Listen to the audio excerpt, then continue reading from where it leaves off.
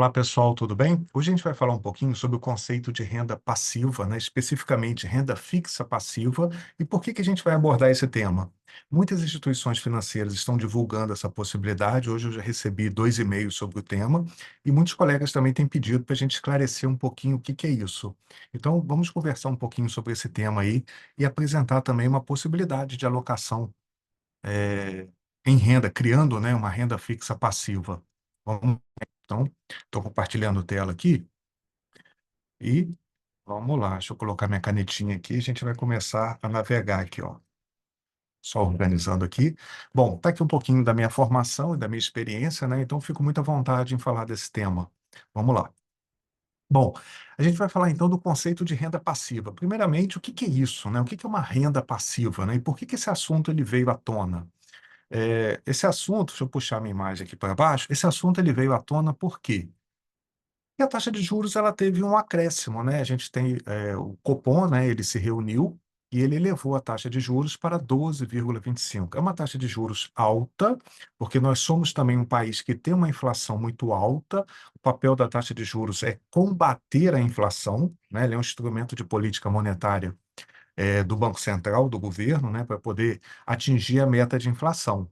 Então nós somos aí uma economia que tem uma das maiores taxas de juros reais do mundo, né. Se você tem dúvida sobre esse tema, assiste o primeiro vídeo, que a gente explica exatamente o que que é renda fixa e o que que é taxa de juros real, nominal líquida, nominal bruta, né. Então vamos lá, vamos dar um exemplo aqui, que é um exemplo muito comum, né, de um imóvel, né. Como é que funciona, no caso, um imóvel? Como é que eu gero uma renda num imóvel? Eu vou fazer a aquisição de um imóvel. Então, eu vou ter que ter o quê? Um investimento. Vou fazer um investimento que não é pequeno, não é isso? Então, vou investir nesse imóvel, adquirir o imóvel. Está aqui o meu imóvel, ó, pronto. Depois, o que que eu vou fazer? Eu vou alugar esse imóvel. Se eu conseguir alugar, né? Porque tem também o risco de vacância, né? Qual é a remuneração que eu estou tendo aqui nesse investimento? O meu imóvel, ele minimamente, ele está sendo corrigido pela inflação, e quando a gente fala de inflação, a gente está falando do quê? Da correção do poder de compra, ou da perda do poder de compra da moeda. E o índice de inflação que a gente usa, o índice oficial do nosso país, é o IPCA. Se eu não me engano, é desde 78 ou 79, porque ele é o índice oficial.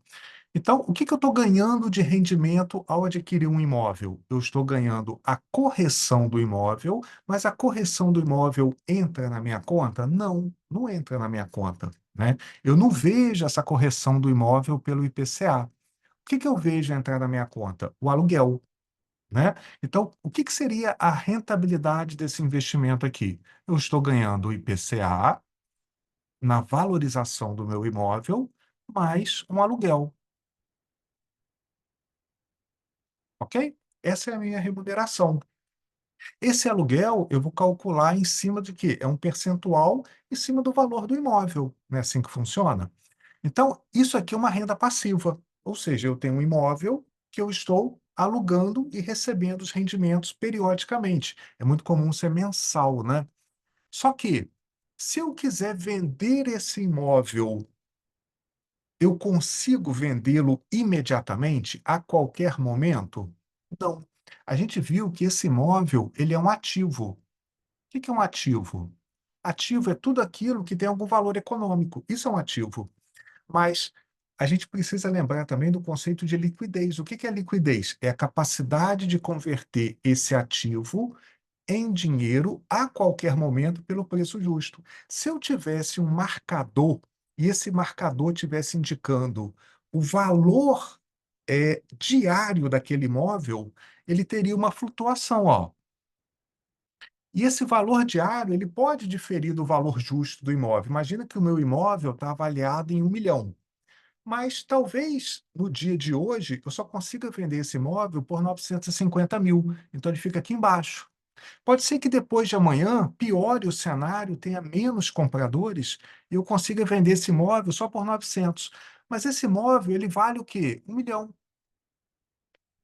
Então aqui a gente está o quê? Revisando também a marcação a mercado.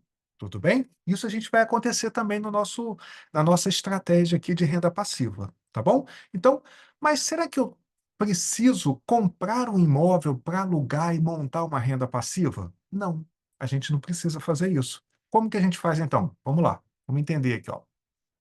Antes de tudo que eu vou falar aqui, os exemplos que eu vou dar, eles precisam atender às condições específicas de cada investidor, tá bom? Então, muito cuidado aqui, ó, porque eu preciso avaliar o tempo que cada investidor ele tem disponível, circunstâncias únicas. O que que é isso? Imagine que eu tenho uma dívida para ser paga daqui a um ano.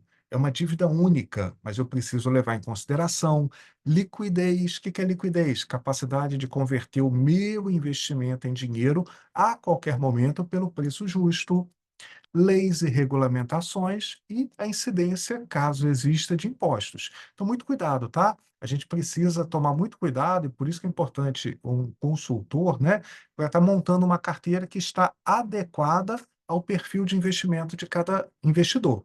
Tudo bem? Então, vamos lá. O que que a gente vai falar aqui? A gente vai falar de nós vamos montar juntos aqui, com dados de hoje, dados de mercado, uma carteira de renda fixa passiva, ok? E eu vou fazer isso utilizando debêntures. Então é importante a gente entender, né? Bom, antes de mais nada, vamos pensar numa empresa, né? Está aqui a nossa empresa, né? Uma empresa, ela tem várias fontes de financiamento. O que que é uma fonte de financiamento? Como é que a empresa vai gerir as suas atividades? Como é que ela vai financiar os seus investimentos, pagar funcionário, mercadoria, ampliar, né? Ela precisa de fontes de recurso. Quais são? Tem várias fontes. Ela pode tomar recurso numa instituição financeira, ela pode emitir ações, e você se torna, ao adquirir essa ação, um acionista da empresa. Ou ela pode emitir também dívida. Então, por exemplo, nós falamos no vídeo passado sobre quais são os tipos de renda fixa. Quando eu empresto dinheiro para uma instituição financeira, um banco, ele me dá o que em troca? Por exemplo, um certificado de depósito bancário, um CDB. Quando eu empresto dinheiro para uma cooperativa, o que que ela me dá em troca? Um RDC, que é o quê? Um recibo de depósito cooperativo, ok?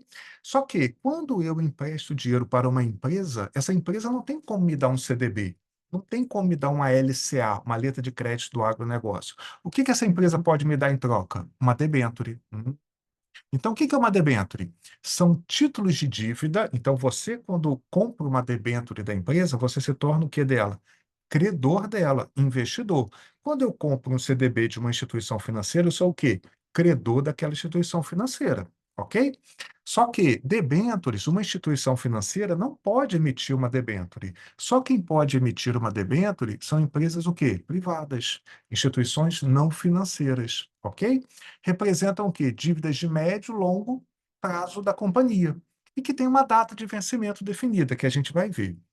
Características aqui.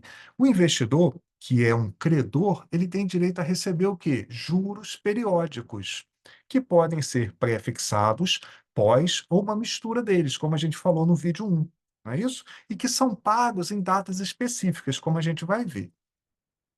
Podem ter como base de remuneração o IPCA, o DI, né? O que a gente vai observar aqui é que dívida de longo prazo, que é uma característica das debêntures, eles são remunerados, e aí não vou nem falar que é a maioria, são todos.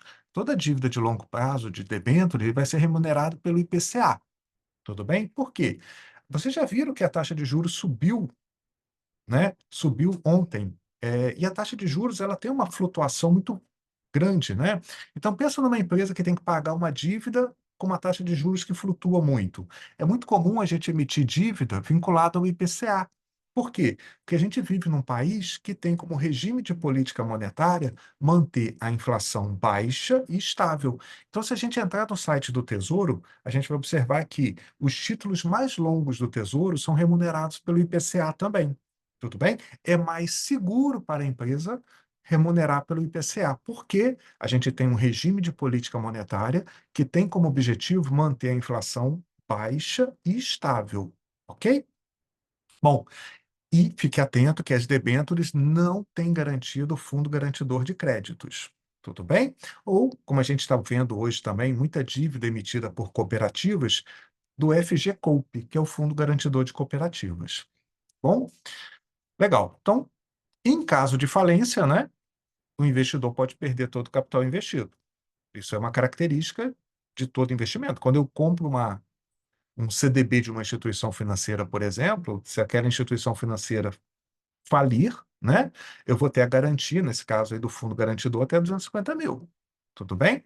Mas todo mundo que faz o investimento e se torna credor, ele tem esse risco aí. E no caso das debêntures, o risco mais importante é o risco de crédito. Bom, então vamos lá. Vamos entender aqui então. E eles podem ter isenção de imposto de renda para investidor pessoa física. Olha o que eu fiz aqui. Eu vou escolher, então, empresas que eu confio, né? Empresas que eu confio, tudo bem?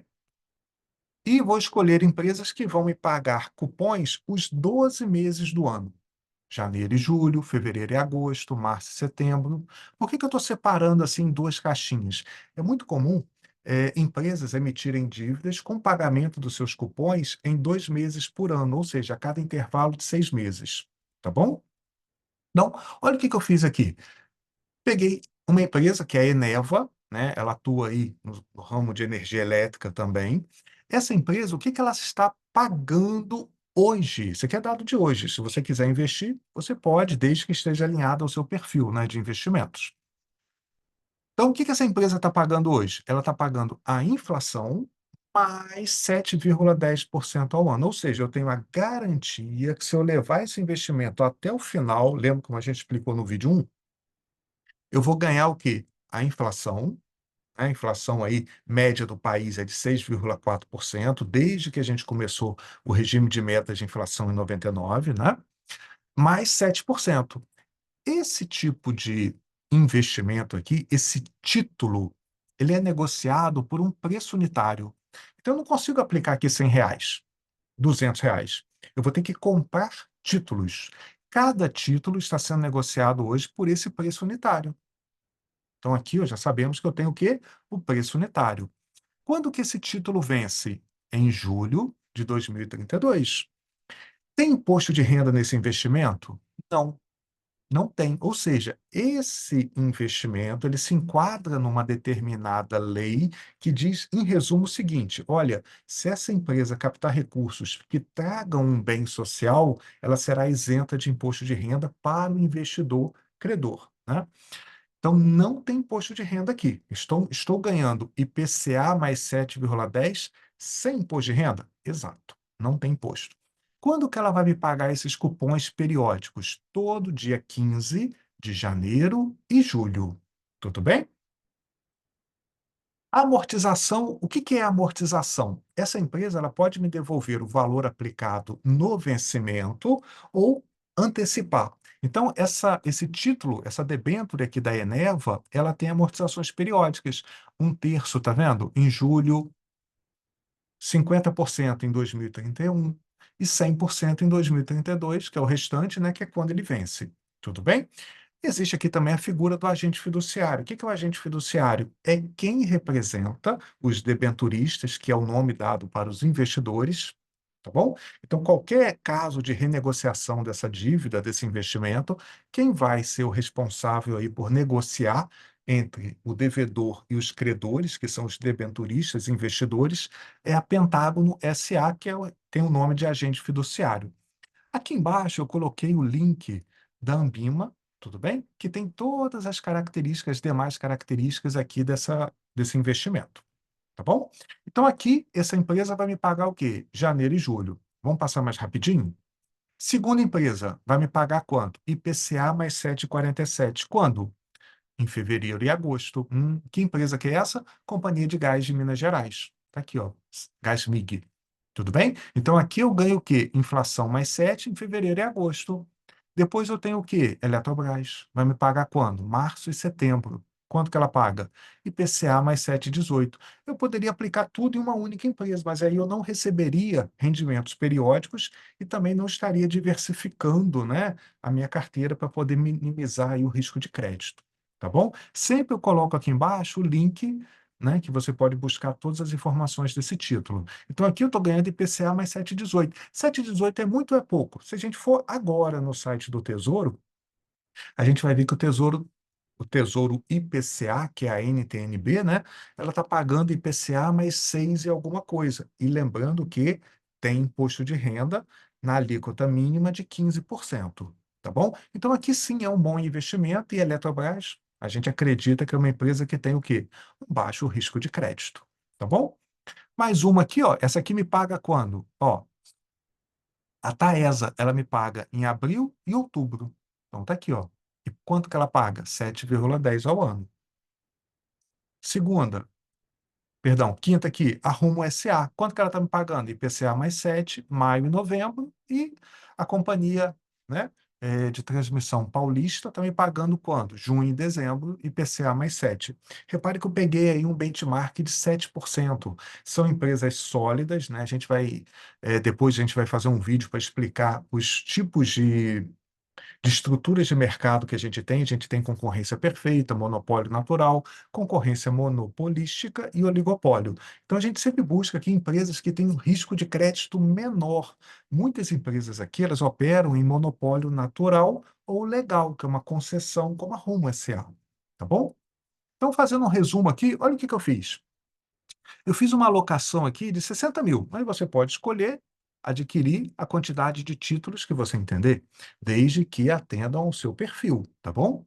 Então aqui, ó, eu tenho uma carteira que eu fiz uma aplicação de 65 mil e eu vou receber investimentos em que mês? Janeiro e julho, fevereiro e agosto, março, setembro, abril e outubro, ou seja, os 12 meses do ano eu recebo uma renda passiva investindo em quê? Emprestando dinheiro para o mercado produtivo, para empresas. Tudo bem?